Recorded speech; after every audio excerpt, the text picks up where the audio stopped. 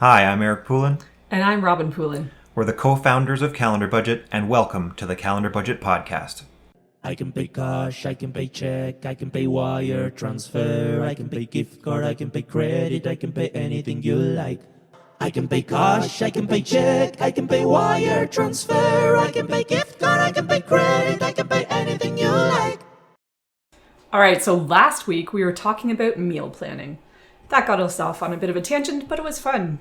Meal planning can really save you a lot of money if you do it right. Great potential there. But today, let's talk about grocery savings. That can be a bottomless pit walking into that store. Who does the grocery shopping in your home? Almost always. The wife, you think? Almost always the female. What do you think lately for us? Same. I find actually it's the kids half the time. They're like, I'm going to the grocery store. Do you need anything? Because they can all basically drive now. Yeah. So they do, and two of the girls were working at a grocery store. And so when they would go, they're like, do you need me to pick anything up while I'm here? Plus, we get a discount. With them buying the groceries. Employee discount, that's nice. And I just reimburse the money.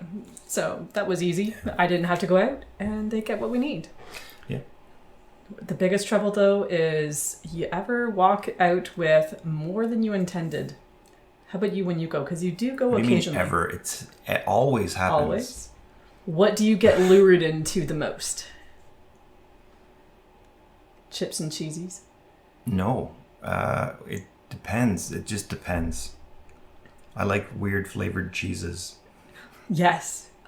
Okay. But, that's the thing. Like, we're going to talk about why that happens, but Yeah. grocery stores are set up to make us buy. Like, Exactly. they're designed so they do more data analytics on grocery store consumption than almost any other business because everybody has to eat. So 100% of all humans participate in this business. So they have a lot of data, and it's very important for them to try and maximize all of our spending. And so they have done so much experimentation and data analysis and studies and so forth on grocery store purchasing habits. What happens if we do this? What happens if we do that? And they've got it down to a science. And they're still experimenting, like ongoing experiments all the time happening. New things come along, and we get used to the things that they do, and probably they don't work as effectively. Maybe. Over time. Yeah, maybe. Because we get smart to it. Well, let's help us get smarter and smarter to this. Like he was saying, they like to cater to us, to lure us in. There's 5 senses I find that they trigger just because they know. Just 5? You mean all of them? All 5 of our senses they like to trigger. As soon as you walk in, I think the first thing you get hit with is the smell. Because you can smell it before you even get into the store. The fresh bread baking or some fresh muffins or cakes or anything.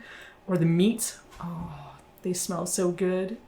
And my downfall will be bread. I love fresh bread.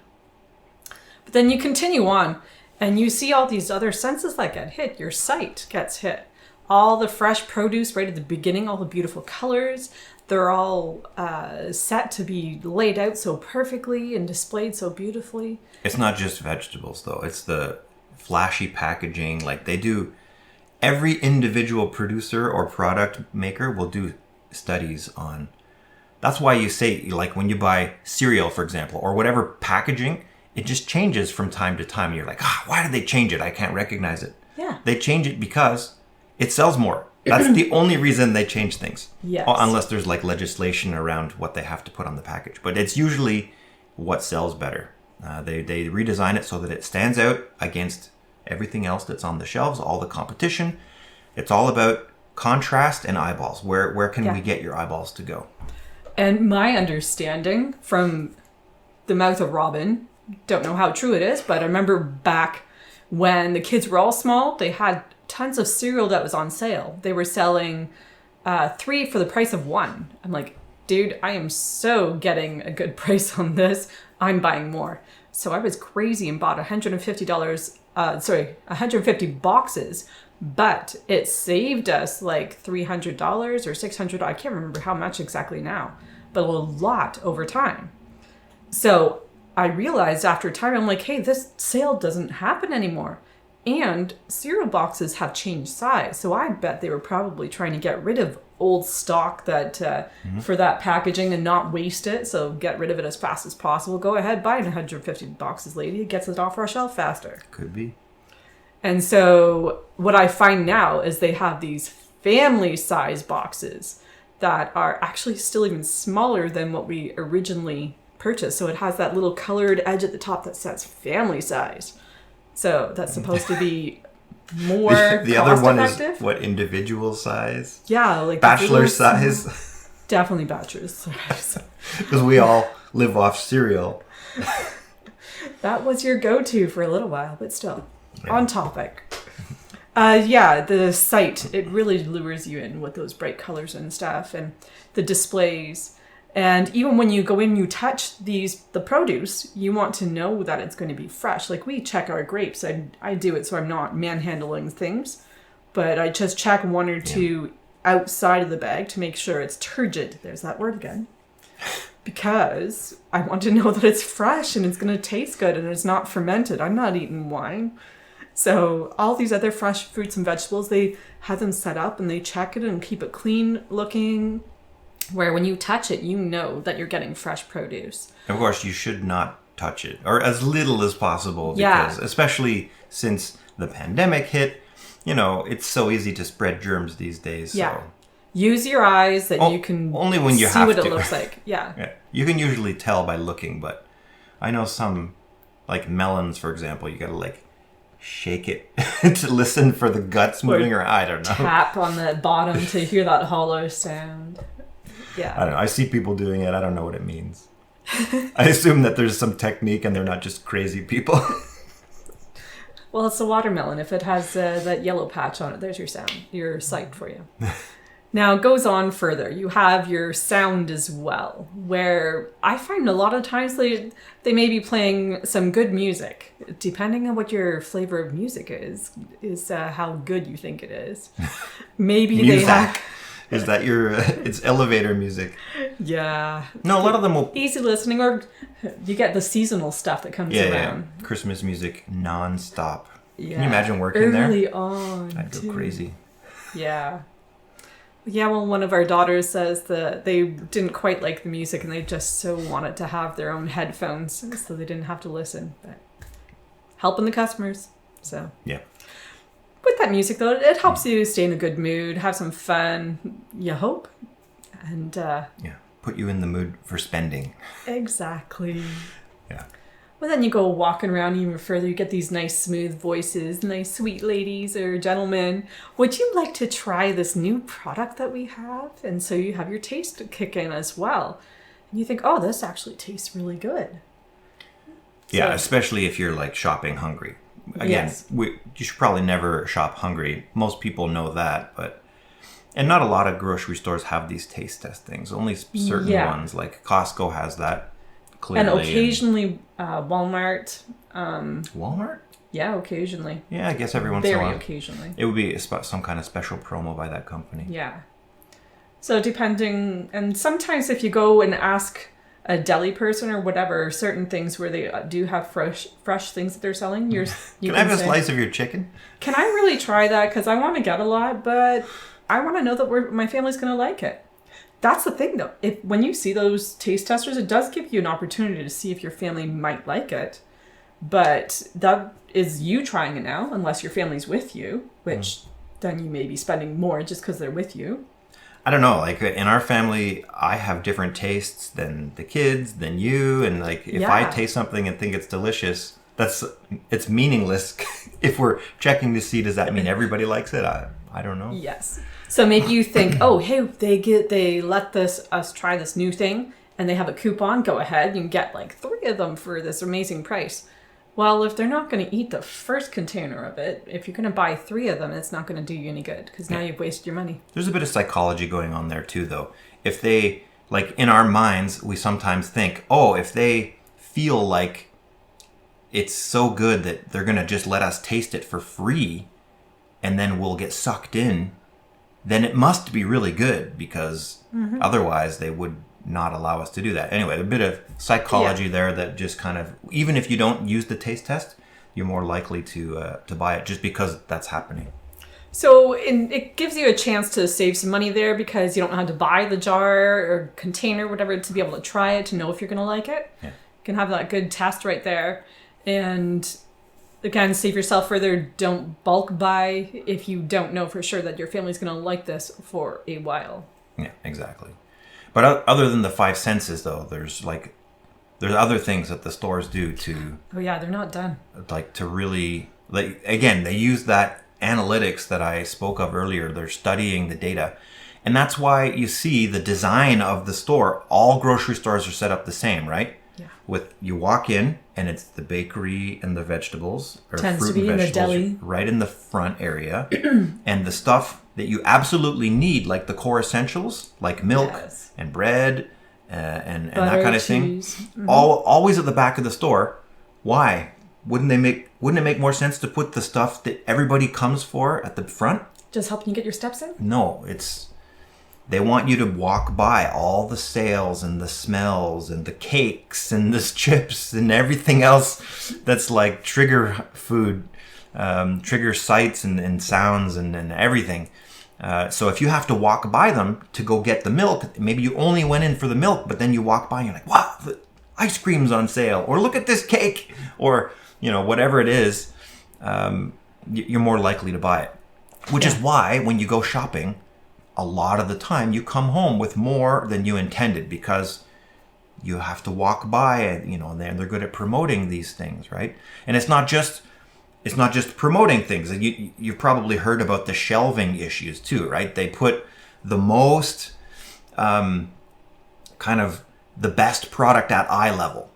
Well, maybe not the best product. The product Most expensive. that's paying to be on that shelf, because the placement of the shelves go right. There's high shelves, medium shelves, and low shelves, and the ones that are at eye level, they get the most purchases because that's where people's eyes just naturally go.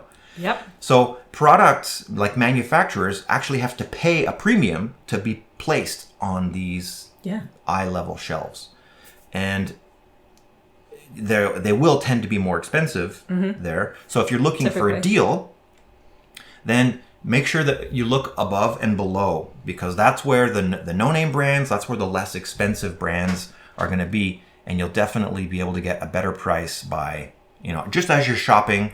Again, shopping for whatever you intended to come in, because it's already on your list, and only look at your list. And don't get dissuaded by all the distractions and sales that are on. But if you come in looking for milk, if you come in looking for a certain kind of cereal, if you come in looking for whatever the product is, don't only look at eye level. Look above and below. Yeah. And that's where you're going to find deals. The funny thing for us is we tend to prefer the no name or like the lower value. In some cases. Cost. Yeah. Some Walmart brand stuff is better made than brand name stuff, in my opinion. Yeah. And it's better flavor. It's less expensive and tastes better. So you kind of just have to try. Like every once in a while, you're gonna. And there are some things that we buy, and we always get the brand name because the other stuff is cheap, like orange juice. Flavor. Store brand orange juice, not doing it for me. More like orange flavored sugar water.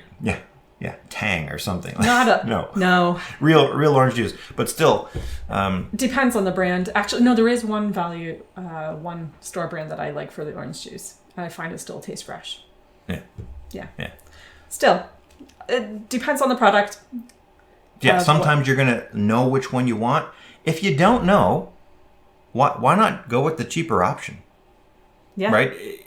You're not gonna know any better or worse until you try it. And you may as well start with the one that's going to save you some money.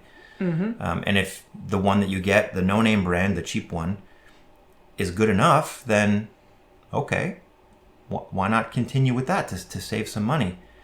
You can then try the brand name, and if it's like markedly better, then you can make an informed decision at that point. Yeah. Don't just get the one at eye level because because that's at eye level, and you didn't even notice the other ones available.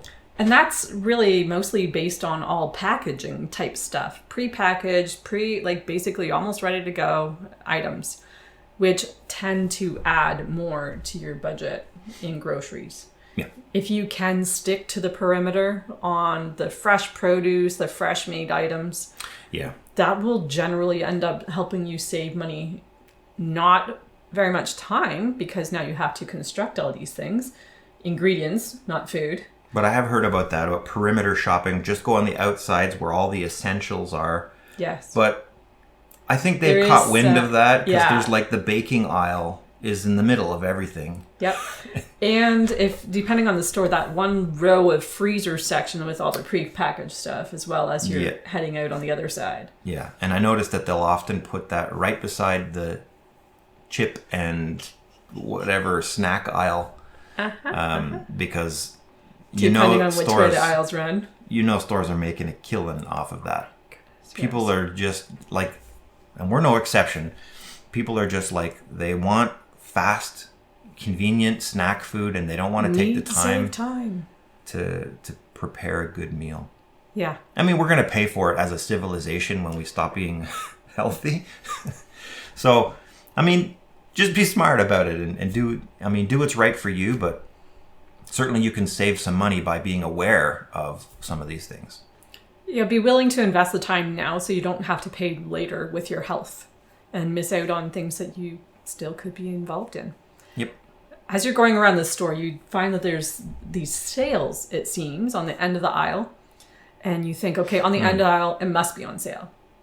I find it's usually not on sale. It's just something they want to catch your attention with and hope that you'll buy lots of because you think it's on sale.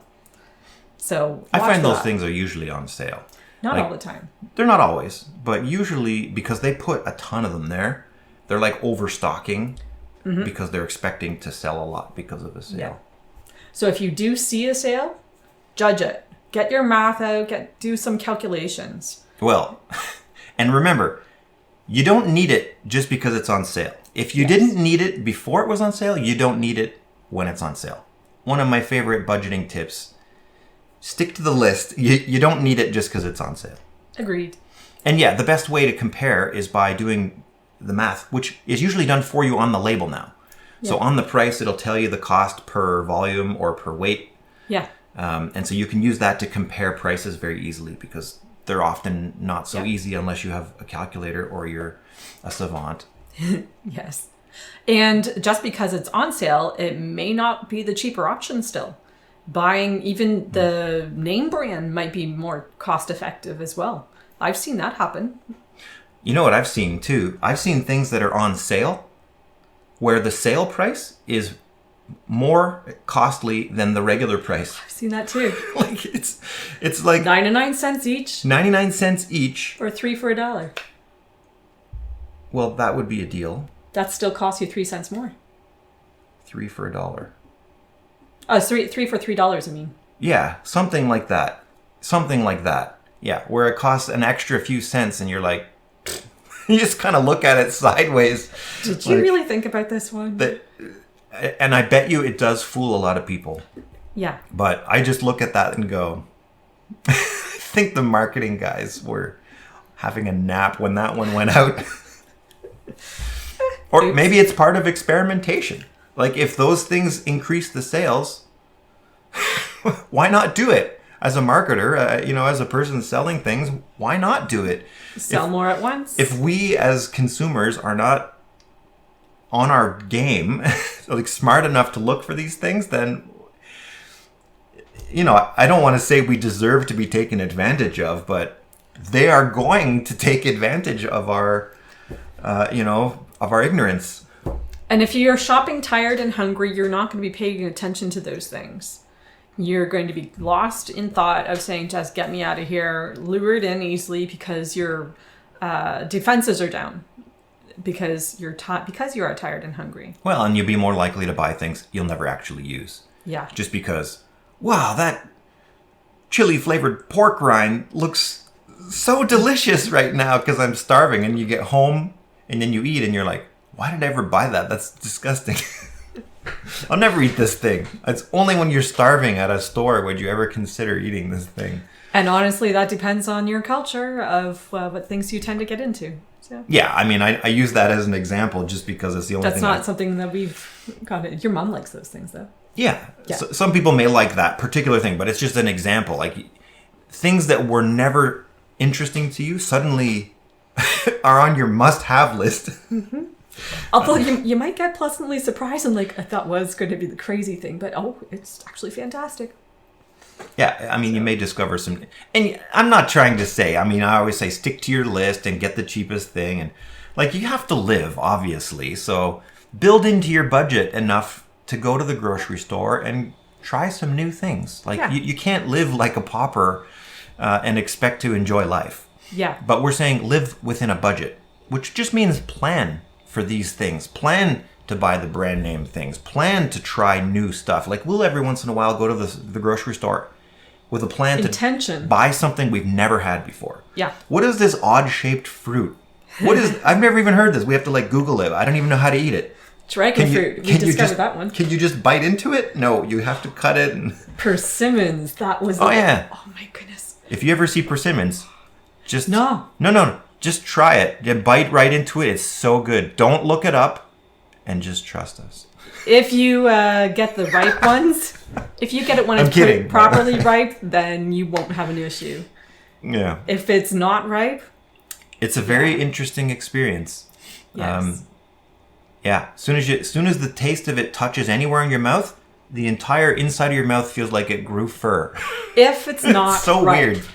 Yeah. But we would never buy it again. But We did buy it once again and tried it. Well, to have the kids try it. Yes. And we bought a proper ripe one and it didn't do it. Yeah. It's interesting trying new things. Like, you got to experience life a little bit. Yeah. But just plan for it. That's all. That's what budgeting is all about. Yes. Now, as you're walking around, you see these sales. They lure you in. You can see all that stack and you might ignore it. But they have these bright signs. Big numbers that says, save this much. Yeah. Mega low price. Mark down. Yes. Buy 2 for 1. Manager special. Bright red. And there's this trigger in our head that says, save money? Sure. Let's get in there. Yeah, that's the thing. Like, our kids will come home having bought stuff. Not always from the grocery store, but from whatever. And they'll say, look, I saved all this money by buying these things. And I'm like, you didn't need any of this money, any of this stuff. So you didn't save money. You spent money that you didn't need to under the illusion of saving money. Yep. This is a psychological trick. You're not saving money unless you needed that thing and were already committing funds to buy it Yeah. at a higher price, and then you happen to get it on sale. Then you saved money. If you just buy something that you don't need, you're not saving money. You're spending recklessly or unnecessarily. Yep. Actually, one of our daughters just contacted me recently. Said, guess what, Mom? They have raspberries on sale right now at the store for like $1.99, which to me, that's a pretty good price for raspberries. And she knows my threshold. And each of them do. They know my threshold because they love raspberries.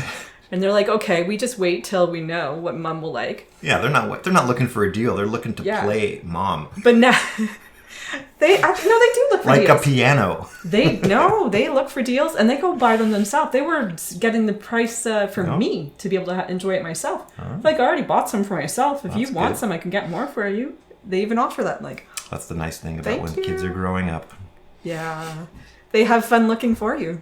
And it is nice to see, when Yeah. they're kind of following some of the teachings, right? Get things Yeah. when they're on sale is good, but We've- again, they don't always need it. Yeah, but they know that raspberries are a nice, healthy treat to have every now and then. Yes. So, Yeah, better that than Chips. than chips or whatever.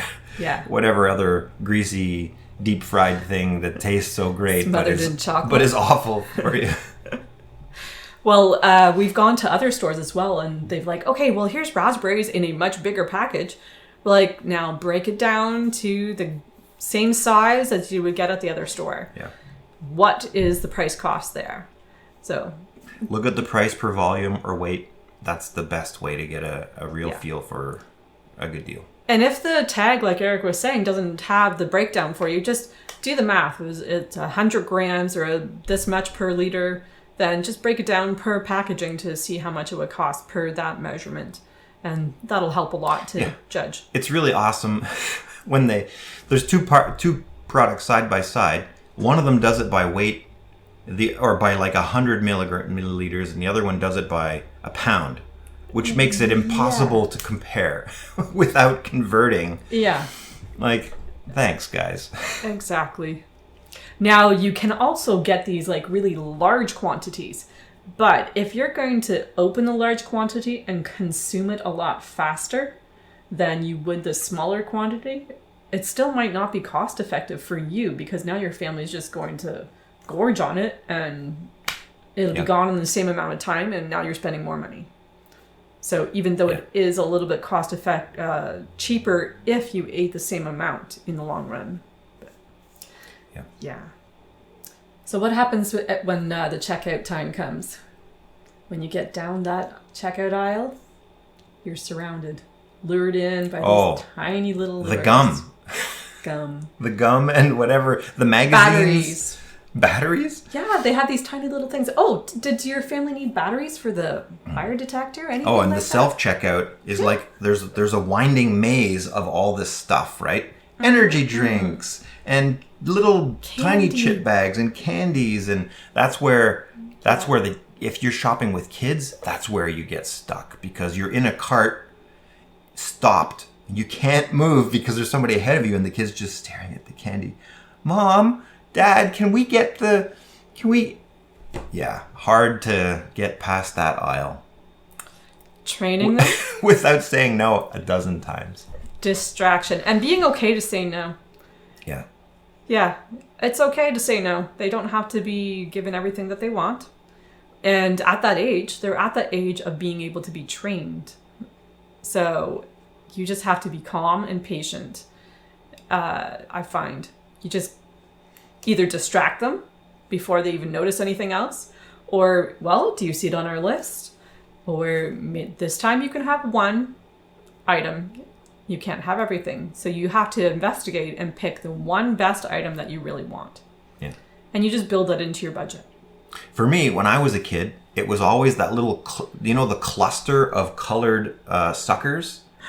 They're like in a cluster, and it was like a mini bouquet of suckers. Suckers, yeah. Always wanted that when I was a kid. They had that right at the checkout aisle every time. And my parents would never get it. And once or twice they did get it, and I was always disappointed in it, because it was like, this isn't as good as it looked. But again, you lured in by the bright colors, and that you're hungry and you're stuck at that checkout stand. So just be aware and be careful. Hey, that's a good idea, though. Every now and then you allow the kid to have what they wanted, and you get them to evaluate, was it worth the cost? And if you make it that it becomes a cost of theirs, that, okay, so you get to have those suckers, but we have to make a trade. I'll get you the suckers, and what are you going to give in order in trade for this? You're gonna help me make dinner tonight. Yeah. Now, was it worth the suckers? Did they taste really that good? Whatever. So you get them. You start teaching them that there's cost to these things. So overall, we have some great suggestions here. That be aware that the grocery stores are doing their best to lure you in to make sure you're walking out with more. They appeal to your five senses. And they're going to make sure that those necessities are at the back of the store, or at the very corners, to make you walk the furthest to see as much as possible. Expensive brands. So if you do need to walk those middle aisles, look down or look up and get the basic ingredients that you need, or basic brands that are going to be far more cost effective. And remember, the end of the aisle is not always a sale. Those sale signs are bright, they're going to lure you in, and they're pretty attractive. And a sale doesn't always actually mean a sale. It could end up costing you more in the long run. And as Eric said, if you don't need it, you don't need it if it's on sale. And the checkout is just another chance to lure you in with impulse buys. So that's it for this week. Next week, we'll tell you more about how to defend yourself against those lures so that you can come prepared when you go grocery shopping. Bring a shield and a sword to go shopping. What is your shield? What defends you so you don't get lured in? We'll talk more about that next week. Happy budgeting. I can pay cash, I can pay check, I can pay wire transfer, I can pay gift card, I can pay credit, I can pay anything you like. I can pay cash, I can pay check, I can pay wire transfer, I can pay gift card, I can pay credit, I can pay